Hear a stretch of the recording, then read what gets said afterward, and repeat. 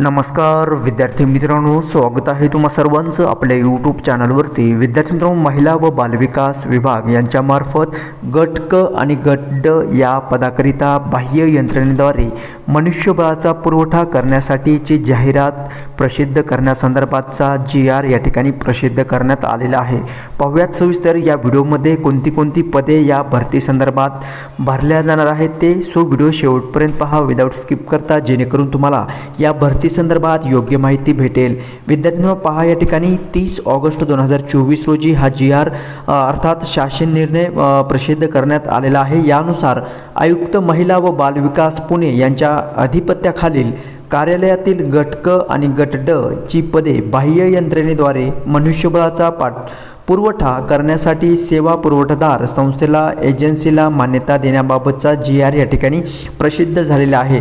विद्यार्थ्यांनो, या ठिकाणी या GR नुसार जी पदे भरली जाणार आहेत त्यामध्ये 1045 पदे या ठिकाणी भरली जाणार आहेत. ते देखील शासकीय तसंच जे काही निमशासकीय विभाग आहेत किंवा कार्यालय आहेत त्यांच्या अंडर या ठिकाणी ही भरती प्रक्रिया असणार आहे.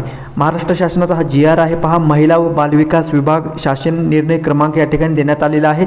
तसंच हा निर्णय जो आहे तो 30 ऑगस्ट 2024 रोजी प्रसिद्ध करण्यात आलेला आहे आणि त्या निर्णयाच्या अधीन राहून या ठिकाणी पहा, महिला व बालविकास विभागाच्या अधिपत्याखालील आयुक्त महिला व बालविकास पुणे यांच्या अधिपत्याखालील क्षेत्रीय कार्यालय, शासकीय संस्था, महिला राज्यगृह, बालगृह तसंच केंद्र पुरस्कृत योजनेकरिता मंजूर करण्यात आलेली गट क आणि गट ड ची पदे ही बाह्य यंत्रणेद्वारे भरण्यासाठी निविदा प्रक्रिया राबविण्याकरिता आयुक्त महिला व बालविकास पुणे यांचे संदर्भ क्रमांक या ठिकाणी देण्यात आलेला आहे. यातील पत्रान्वये प्रस्ताव शासनाला सादर केला होता आणि त्यानुसार या ठिकाणी त्या पत्राला जी काही पुढील प्रोसेस आहे किंवा मान्यता आहे ती या ठिकाणी देण्यात आलेली आहे. विद्यार्थ्यांनो पहा, तुम्हाला जी काही पदे भरली जाणार आहेत ती पदे कुठे असणार आहेत ते कार्यालय पहा. जे काही शासनाच्या महिला व बालविकास यांच्या अधिपत्याखालील क्षेत्रीय कार्यालय तसंच शासकीय संस्था, महिला राजगृह तसंच बालगृह या ठिकाणी तुम्हाला हे जागा भरले जाणार आहेत ते हे कार्यालय असणार आहे. ठीक आहे, तर पहा, त्यानुसार जे काही बाह्य यंत्रणेद्वारे या ठिकाणी ही जी भरती केली जाणार आहे त्या संदर्भात या ठिकाणी हा प्रस्ताव देण्यात आलेला आहे.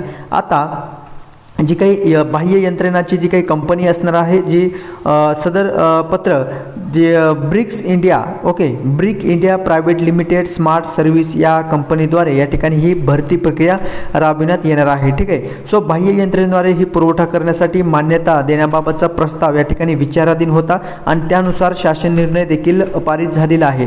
विद्यार्थ्यांनो पहा, गट क आणि गट ड 2033 अकुशल पदांपैकी केंद्र पुरस्कृत योजनेकरिता मंजूर करण्यात आलेल्या 918 पदे वगळून सध्या 1145 अकुशल पदे परिशिष्ट 1 नुसार नमूद केल्याप्रमाणे बाह्य यंत्रणेद्वारे पुरवठा करण्यासाठी brisk India private limited smart service private limited सेवा पुरवठादाराची नियुक्ती करण्यात येत आहे. सदर 918 पदांबाबतचे आदेश वेगवेगळ्या काढण्यात आलेले आहेत. त्यानुसार महिला आयुक्त तसंच आयुक्त महिला व बालविकास पुणे यांनी वरील 1145 अकुशल पदे या ठिकाणी या कंपनीमार्फत भरण्याचे या ठिकाणी कार्यवाही करण्याचे आदेश देण्यात आलेले आहे. विद्यार्थ्यांनो पहा, ती पदे कोणती आहेत सर्वात अगोदर आपण ती पाहूयात. या ठिकाणी पहा, परिशिष्ट 1 नुसार शासन निर्णयानुसार पहा, वरिष्ठ काळजी वाहक हे पद या ठिकाणी आहे. या पदासाठी 44 वॅकन्सीज भरल्या जाणार आहेत. कनिष्ठ काळजी वाहक या पदासाठी 64 वॅकन्सीज आहेत. तसंच स्वयंपाकी या पदाकरिता 18 वॅकन्सीज भरल्या जाणार आहेत. तसंच सफाईगार पदाची देखील या ठिकाणी 27 पदे भरली जाणार आहेत. तसंच पहारेकरी या पदाचे देखील या ठिकाणी 6 वॅकन्सीज आहेत. परिचर आहे एकूण 5 वॅकन्सीज. शिपाई या पदासाठी एकूण 15 जागा भरल्या जाणार आहेत. तसंच सुरक्षा रक्षक, विद्यार्थ्यांनो सुरक्षा रक्षक या पदासाठीची सर्वाधिक वॅकन्सीज या ठिकाणी भरल्या जाणार आहेत. 396 वॅकन्सीज या ठिकाणी सुरक्षा रक्षक या पदाची भरली जात आहेत. एकूण पदे पहा 575 पदे या ठिकाणी परिशिष्ट अ नुसार या ठिकाणी भरली जाणार आहेत। आता दुसरी पदे पहा या ठिकाणी महिला विकास शाखा, शासकीय महिला राजगृह आणि संरक्षण गृह या ठिकाणी कोणती पदे आहेत? वरिष्ठ काळजी वाहक यासाठी 16 पदे भरली जाणार आहेत। तसंच कनिष्ठ काळजी वाहकसाठी 34 पदे आहेत। स्वयंपाकीसाठी 17 पदे, सफाईगार आहे एकूण 10 पद भरले जाणार आहेत। पहारेकरीसाठी 11 पद आहेत।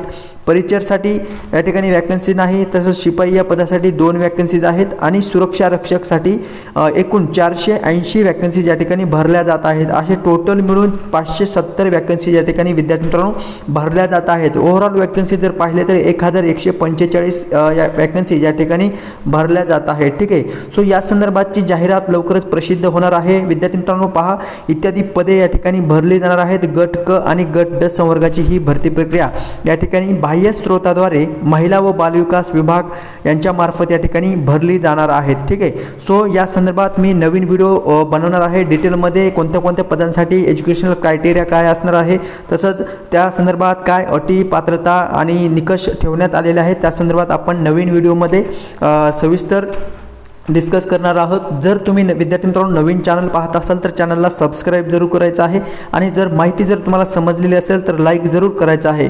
भेटूयात नेक्स्ट अपडेट घेऊन नवीन व्हिडिओमध्ये, कारण ज्या काही भरती संदर्भात अपडेट आपण या व्हिडिओच्या माध्यमातून तुमच्यापर्यंत पोहोचवण्याचा प्रयत्न करत असतो, त्यामुळे ज्या काही अपडेट आपल्यापर्यंत येत असतात मी त्या तुमच्यापर्यंत शेअर करण्याचा या ठिकाणी माझा प्रयत्न आहे। ठीक आहे, सो भेटूयात नेक्स्ट अपडेट घेऊन नवीन व्हिडिओमध्ये। धन्यवाद।